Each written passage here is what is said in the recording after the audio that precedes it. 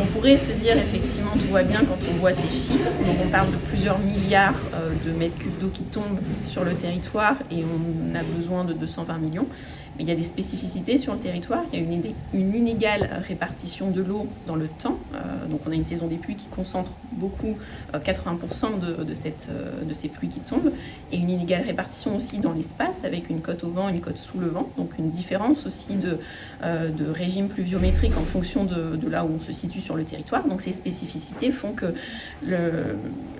on peut être confronté à des périodes de tension sur la ressource.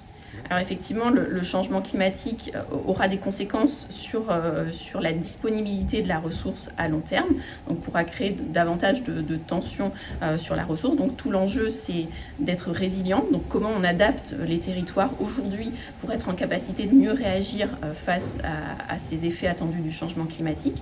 Et il y a aussi un enjeu de sobriété. Donc comment est-ce qu'on consomme moins, comment on consomme mieux pour mieux concilier les ressources disponibles qui vont, elles, baisser avec les effets attendus du changement climatique et les besoins qui pourraient avoir tendance à augmenter. Alors Météo France a effectivement réalisé une étude qui a permis de régionaliser, d'effectuer des simulations des différents scénarios de changement climatique, mais de les régionaliser à l'échelle de l'île pour bien comprendre quels seront les effets sur notre territoire.